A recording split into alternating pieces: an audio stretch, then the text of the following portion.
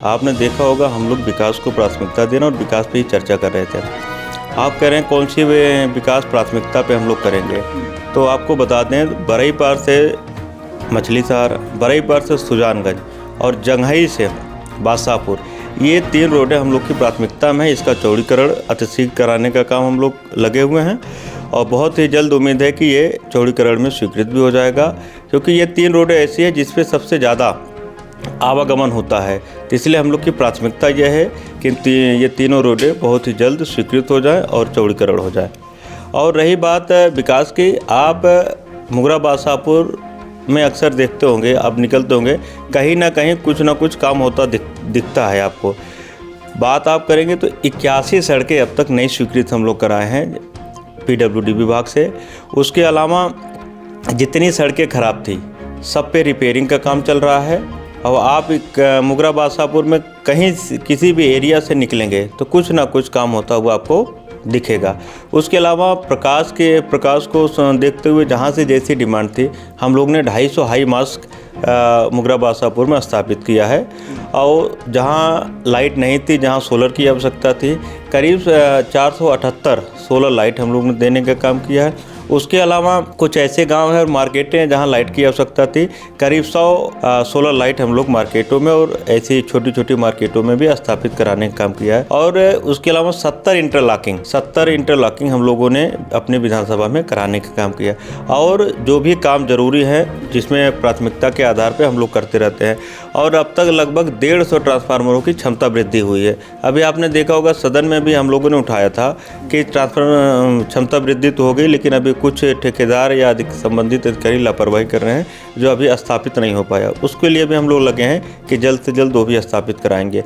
तो हम लोग का उद्देश्य यही है कि मुगरा बादशाहपुर को विकास के पथ पे आगे ले चलें और इसी उद्देश्य के साथ हम लोग काम करते हैं। हमने एक खबर चलाई थी, मुगरा बादशाहपुर में सुजानगंज बेलवार रोड पर हाई मास्ट लाइट ख़राब थी और मुझे बहुत उस चीज़ को मैंने देखा कि अब शायद आप तक वो खबर पहुंची थी या नहीं पहुंची थी। क्विक एक्शन उस पर हुआ, यानी 1 से 2 दिन हुआ, एक हाई मास्ट लाइट ख़राब थी और वो तुरंत सही करवाई गई। वो खबर आप तक पहुंची या नहीं पहुंची, लेकिन काम उस पर बड़ी जल्दी हुआ। तो किस तरह से सर क्या कुछ उसके बारे में अपडेट देंगे? वो लाइट आखिर ख़राब कैसे हुई थी और उसको फिर आपने जो है तुरंत संज्ञान में लिया, तुरंत सही भी करवाया? वो खबर हमारी आप तक पहुंची थी या किसी ने आपको अपडेट दिया? वो क्या कुछ अपडेट उसके बारे में है? नहीं, वो लाइट जैसे ही लगी थी तो उसमें कुछ टेक्निकल प्रॉब्लम थी। तो वो लाइट जो टाइमिंग सेट होती थी, टाइमिंग में कुछ गड़बड़ी थी, तो वो अपने हिसाब से ऑटोमेटिक जल जाती थी या बुझ जाती थी। तो लोगों ने शिकायत किया जब ज़रूरत रहती है तो लाइट नहीं रहती है।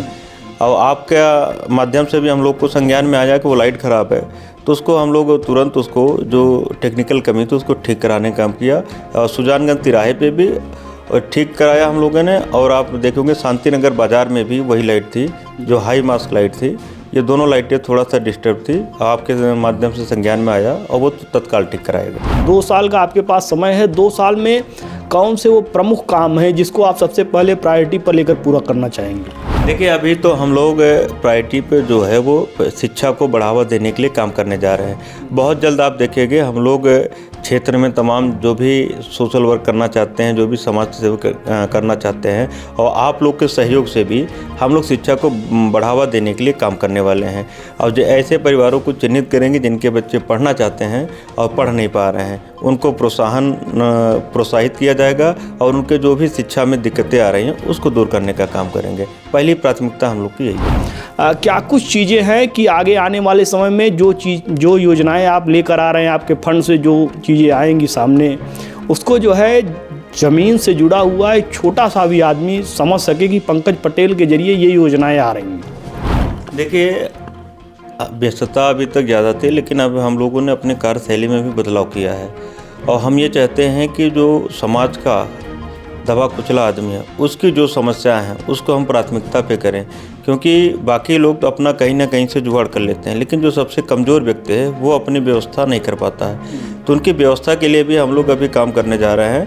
आने वाले समय में आपको दिखेगा कि मुगरा बादशाहपुर में बदलाव हो रहा है। देखिए, भारतीय जनता पार्टी हमेशा झूठ की राजनीति करती है और पिछले 10 सालों में जो इनका कार्यकाल रहा है जनता इसको समझ चुकी है कि ये वोट लेने के लिए धर्म को आगे करते हैं, हिंदू मुस्लिम करते हैं, और जैसे इनका काम बन जाता है ये फिर नई रणनीति बनाते हैं कि अगला चुनाव हम लोग किस पे जीते हैं।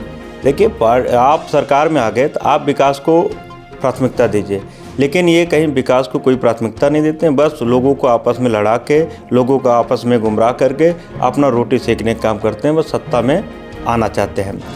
रही बात आप मंदिर की कर रहे हैं, किसी, देखिए हमारा जो मानना है कि किसी चीज़ को आप किसी पे थोपेंगे तब वो उसको स्वीकार नहीं करेगा। देखिए, मंदिर आस्था का विषय है, और जिसकी श्रद्धा होगी, जिसकी आस्था होगी, वो अपना जाता है, पूजा करता है। लेकिन आप किसी पे थोपेंगे तो वो मन से नहीं करेगा। तो बीजेपी ने मंदिर इतना बार कर दिया, अब लोग उनसे अब दूर भागने लगे थे, यही कारण था। और दूसरा ये था कि लोग इनके झूठ को समझ चुके थे। आप एक बार लोगों को गुमराह कर सकते हैं, 2 बार, लेकिन तीसरी बार नहीं। अब जनता धीरे धीरे इनके भ्रम जाल को समझ चुकी है, और आने वाले समय में अब इनको तगड़ा जवाब देगी। अभी तो ये 24 में उत्तर प्रदेश से जवाब मिला इनको, आने वाले समय में पूरे देश से इनको जवाब मिलेगा और इनका सफाया हो जाएगा। देखिए, आप जौनपुर की बात करेंगे, यहाँ 9 विधानसभा है। विधानसभा का जब रिजल्ट आया था 2022 का, तो आप देखेंगे बहुत मामूली अंतर से हम लोग 4 विधानसभा हारे थे। लेकिन अभी आप लोकसभा का परिणाम देखेंगे तो सारी विधानसभाएं हम लोग जीते हैं, वो भी कोई 10,000 से, कोई 15,000 से। तो जनता को मैंने आपको पहले ही बताया, जनता इनके भ्रमजाल को समझ चुकी है। अब जनता आने वाले समय में और तगड़े ढंग से पटकेगी। और अभी आप बात कर रहे थे रोज़गार की, तो ये रोज़गार देने में पूरी तरीके से नाकाम है, और सदन में माननीय मुख्यमंत्री जी भी गलत डाटा प्रस्तुत करते हैं। अभी आपने देखा होगा, वो डाटा प्रस्तुत करते हैं और वहाँ बेसिक शिक्षा मंत्री खड़े हो कहते हैं कि हमारे यहाँ बेसिक शिक्षा में पद रिक्त नहीं है, इसलिए हम लोग वैकेंसी नहीं निकाल पा रहे हैं। जबकि पूरा उत्तर प्रदेश जानता है कि इस समय बेरोजगारी की क्या दशा है। लोग, जो बच्चे, आपको जानकारी होगी कि 35 लाख ऐसे बच्चे जिन्होंने सरकारी पोर्टल पे बेरोजगारी की, वो बेरोजगार हैं, वो दर्ज कराया है, लेकिन सरकार सोई हुई है, उन पर निर्णय लेने का काम नहीं कर रही है, ना युवाओं के भविष्य को बेहतर बनाने का काम कर रही है। सरकार सिर्फ अपने मस्त है, जो काम नहीं करना चाहिए उस पर ध्यान दे रहे हैं। अब आप देखेंगे सांप्रदायिकता भड़काने के लिए सरकार काम करती है, ऐसे जो मुद्दों को वो जीवित करना चाहते हैं जिससे उनका वोट मिल जाए और वो फिर सत्ता में आ जाए। लेकिन उत्तर प्रदेश की जनता आप समझ चुकी है, इनके बहकावे में नहीं आएगी। देखना शुरू कर चुके हैं भारत 100। मैं हूं आपके साथ मयंक तिवारी। इस वक्त हमारी मौजूदगी जौनपुर में है, डाकबंगला में हम मौजूद हैं, और हमारे साथ बातचीत करने के लिए तमाम मुद्दों पर मुंगरा बादशाहपुर के विधायक पंकज पटेल हैं। इनसे हम जानेंगे, समझेंगे किस तरह से सर देख रहे हैं 2022 में मुंगरा बादशाहपुर की जनता ने आपको जिम्मेदारी दी है, और धीरे धीरे 2024 ख़त्म होने को है। 6-7 दिन इस 2024 में और बचे हुए हैं, 2025 नया साल आ जाएगा, 2027 में चुनाव भी होना है। तो नियर अबाउट 2022 से लेकर अब तक ऐसे कौन से वो प्रमुख कामकाज हैं जिनके आधार पर आप फिर से जो है जनता से जनादेश मांगेंगे, और आगे और कौन से काम रुके हुए हैं जो आप सबसे पहले प्रायोरिटी पर लेकर 2027 तक निपटाने की कोशिश करेंगे? देखिए, सबसे पहले तो आपका धन्यवाद। और अभी आप बैठे थे, तमाम अधिकारी भी, आपके साथ भी यहाँ मौजूद थे। आपने देखा होगा हम लोग विकास को प्राथमिकता देना और विकास पे ही चर्चा कर रहे थे। आप कह रहे हैं कौन सी विकास प्राथमिकता पे हम लोग करेंगे, तो आपको बता दें, बरई पार से मछली शहर, बरई पार से सुजानगंज और जंघई से बादशाहपुर, ये 3 रोडें हम लोग की प्राथमिकता में है। इसका चौड़ीकरण अतिशीघ्र कराने का काम हम लोग लगे हुए हैं, और बहुत ही जल्द उम्मीद है कि ये चौड़ीकरण में स्वीकृत भी हो जाएगा, क्योंकि ये 3 रोडें ऐसी है जिस पे सबसे ज़्यादा आवागमन होता है। तो इसलिए हम लोग की प्राथमिकता यह है कि ये तीनों रोडें बहुत ही जल्द स्वीकृत हो जाए और चौड़ीकरण हो जाए। और रही बात विकास की, आप मुंगरा बादशाहपुर में अक्सर देखते होंगे, आप निकलते होंगे, कहीं ना कहीं कुछ ना कुछ काम होता दिखता है आपको।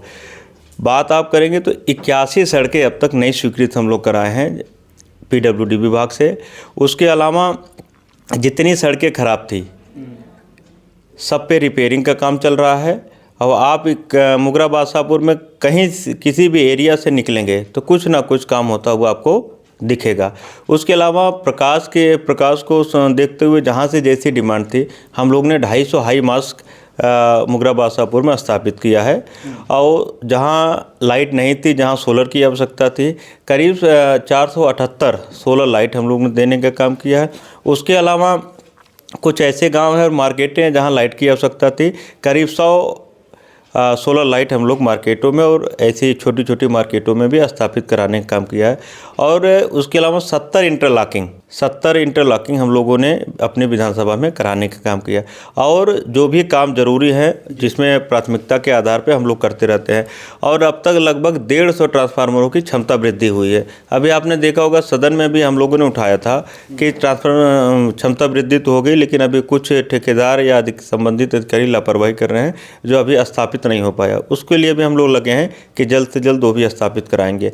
तो हम लोग का उद्देश्य यही है कि मुगरा बादशाहपुर को विकास के पथ पे आगे ले चलें और इसी उद्देश्य के साथ हम लोग काम करते हैं।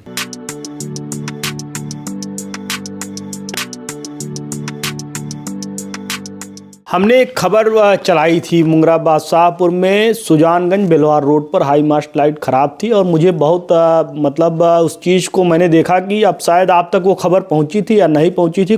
क्विक एक्शन उस पर हुआ, यानी 1 से 2 दिन हुआ, एक हाई मास्ट लाइट ख़राब थी और वो तुरंत सही करवाई गई। वो खबर आप तक पहुंची या नहीं पहुंची, लेकिन काम उस पर बड़ी जल्दी हुआ। तो किस तरह से सर क्या कुछ उसके बारे में अपडेट देंगे?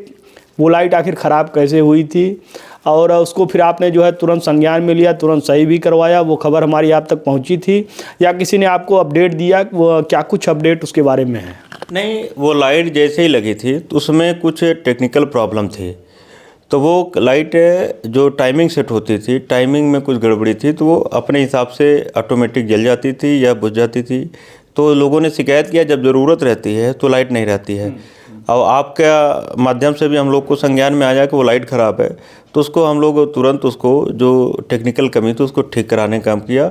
और सुजानगंज तिराहे पे भी ठीक कराया हम लोगों ने। और आप देखोगे शांति नगर बाज़ार में भी वही लाइट थी जो हाई मास्क लाइट थी। ये दोनों लाइटें थोड़ा सा डिस्टर्ब थी, आपके माध्यम से संज्ञान में आया और वो तत्काल ठीक कराया गया।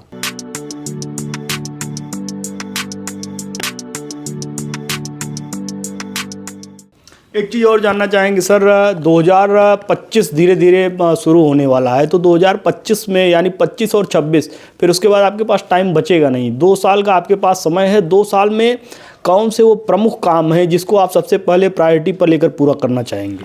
देखिए, अभी तो हम लोग प्रायोरिटी पे जो है वो शिक्षा को बढ़ावा देने के लिए काम करने जा रहे हैं। बहुत जल्द आप देखेंगे हम लोग क्षेत्र में तमाम जो भी सोशल वर्क करना चाहते हैं, जो भी समाज की सेवा करना चाहते हैं, और आप लोग के सहयोग से भी हम लोग शिक्षा को बढ़ावा देने के लिए काम करने वाले हैं। और जो ऐसे परिवारों को चिन्हित करेंगे जिनके बच्चे पढ़ना चाहते हैं और पढ़ नहीं पा रहे हैं, उनको प्रोत्साहित किया जाएगा और उनके जो भी शिक्षा में दिक्कतें आ रही हैं उसको दूर करने का काम करेंगे। पहली प्राथमिकता हम लोग की यही है। अभी हम आपके साथ नियर अबाउट 1 घंटे से ज़्यादा समय से आपके साथ हम बैठे थे। तमाम अधिकारियों से आप अपडेट ले रहे थे, उनसे बातचीत कर रहे थे, क्षेत्र के विकास के लिए तमाम बातें कर रहे थे।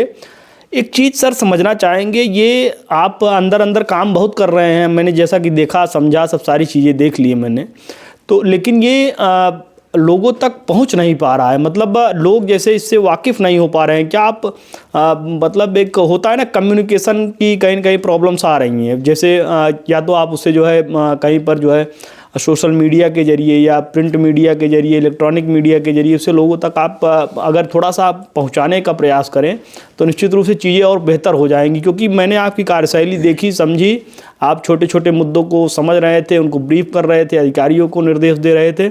क्या कुछ चीज़ें हैं कि आगे आने वाले समय में जो योजनाएँ आप लेकर आ रहे हैं, आपके फंड से जो चीज़ें आएंगी सामने, उसको जो है ज़मीन से जुड़ा हुआ एक छोटा सा भी आदमी समझ सके कि पंकज पटेल के जरिए ये योजनाएं आ रही हैं? देखिए, व्यस्तता अभी तक ज़्यादा थी, लेकिन अब हम लोगों ने अपने कार्यशैली में भी बदलाव किया है। और हम ये चाहते हैं कि जो समाज का दबा कुचला आदमी है, उसकी जो समस्याएं हैं उसको हम प्राथमिकता पे करें। क्योंकि बाकी लोग तो अपना कहीं ना कहीं से जुगाड़ कर लेते हैं, लेकिन जो सबसे कमज़ोर व्यक्ति है वो अपनी व्यवस्था नहीं कर पाता है। तो उनकी व्यवस्था के लिए भी हम लोग अभी काम करने जा रहे हैं। आने वाले समय में आपको दिखेगा कि मुगरा बादशाहपुर में बदलाव हो रहा है। सड़क, शिक्षा, स्वास्थ्य, रोजगार, ये अहम मुद्दा है। और इन्हीं मुद्दों पर तमाम जो है राजनीतिक पार्टियां अपना एजेंडा लेकर आती हैं, लोगों से जनादेश मांगती हैं। कहीं न कहीं अगर देखा जाए तो बीजेपी की तरफ से राम मंदिर का मुद्दा उठाया गया 2024 में, यानी इसी साल जो है मंदिर का शिलान्यास होता है, सब कुछ हो जाता है। और उसके बाद जो है 2024 के लोकसभा चुनाव में जिस तरह के परिणाम आते हैं, कहीं न कहीं लोगों का एक मोहभंग हुआ है कि बीजेपी की जो नीतियां हैं, कहीं कहीं लोग उससे टूटे हैं। उत्तर प्रदेश में ख़ास तौर पर अयोध्या की सीट हार गए हैं, अगल बगल की आपकी जौनपुर और उसके बाद और भी तमाम सीटें हैं।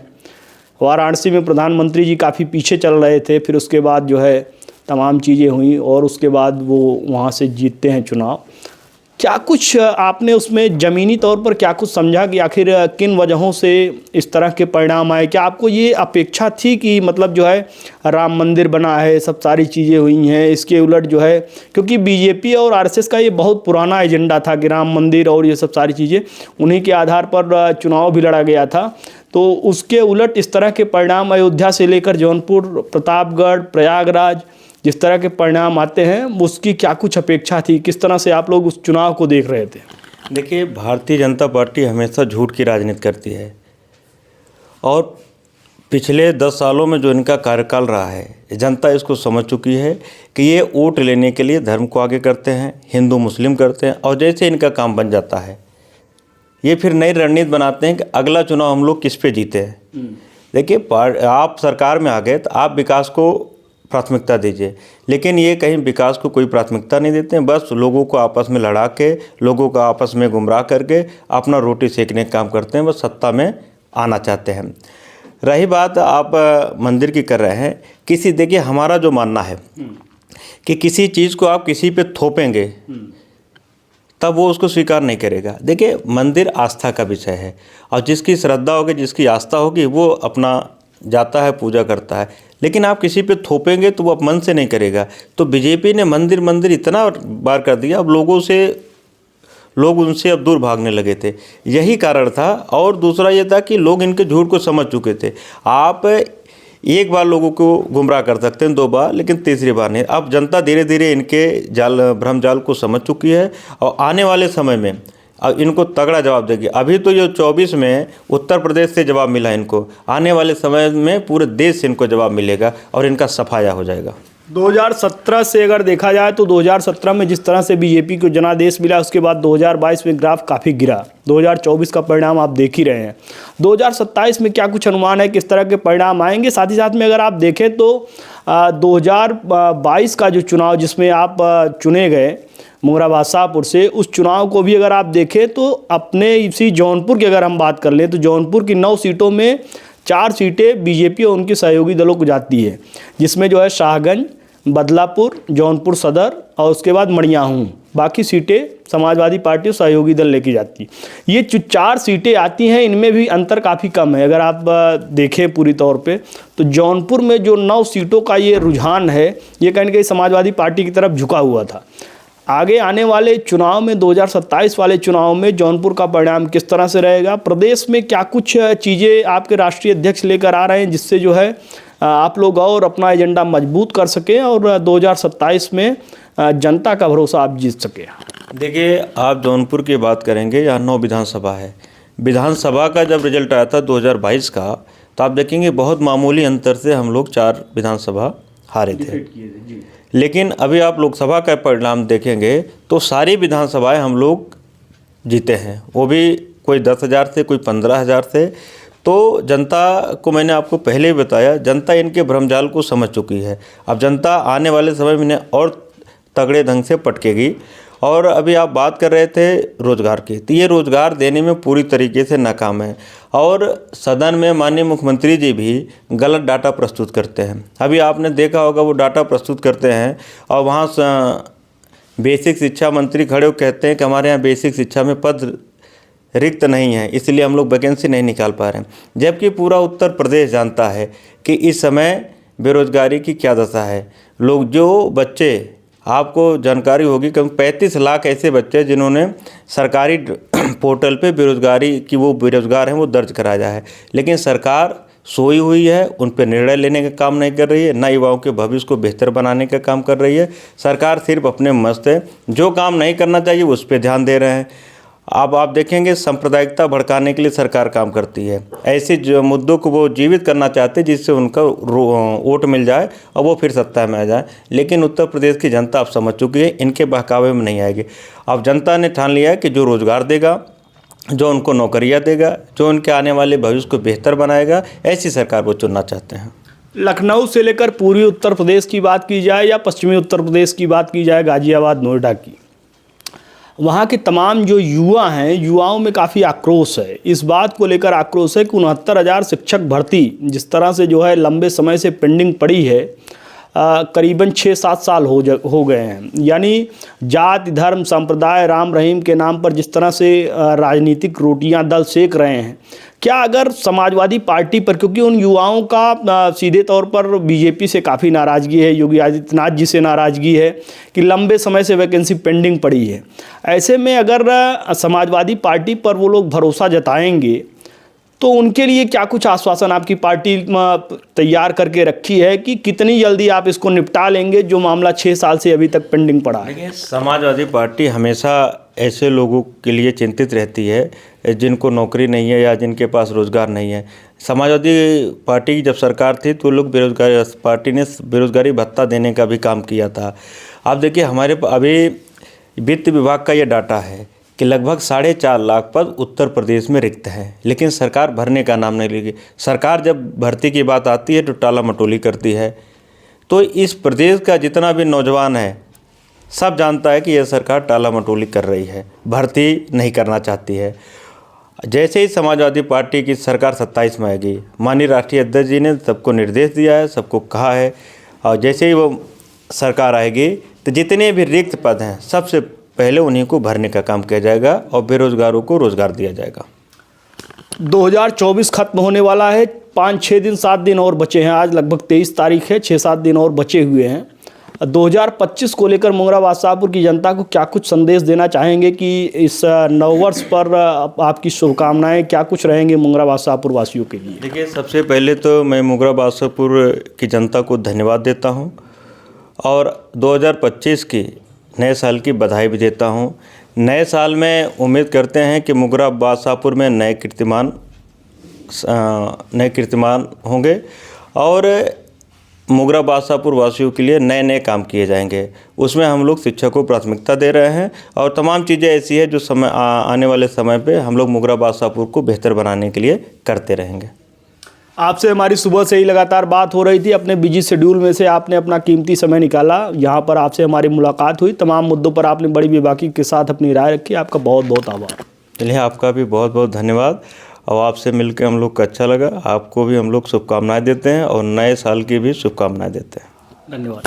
तो ये थे हमारे साथ पंकज पटेल जी, मुंगरा बादशाहपुर से विधायक हैं। साफ तौर पर कहना है कि समाजवादी पार्टी आगामी आने वाले वर्षों में तेज़ी से काम करेगी और पिछले अगर रिकॉर्ड को भी देखें तो वाकई में जिस तरह से परिणाम सामने आ रहे हैं समाजवादी पार्टी की तरफ जनता का रुख वाकई में देखने को मिल रहा है कि किस तरह से जो है मुख्यमंत्री योगी आदित्यनाथ ने जिस तरह से अपने विचारों को लेकर लोगों के सामने आए हैं, और मंदिर का मुद्दा हो या और कोई मुद्दा हो, अब धीरे धीरे जो है जनता कुछ बदलाव चाह रही है। उसी क्रम में अगर आप देखें आंकड़ों के तौर पर 2022 से लेकर 2024 तक 2017 की अपेक्षा ग्राफ काफ़ी गिरा है और उसको लेकर इन्होंने काफ़ी जो है अपनी बेबाकी के साथ राय रखी और साथ ही साथ में 2027 में इनका ऐसा दावा है कि 2027 में समाजवादी पार्टी प्रचंड बहुमत के साथ लोगों से जनादेश हासिल करेगी। देश दुनिया की तमाम बड़ी खबरों के लिए जुड़ रही है हमारे साथ। देखते रहिए भारत 100।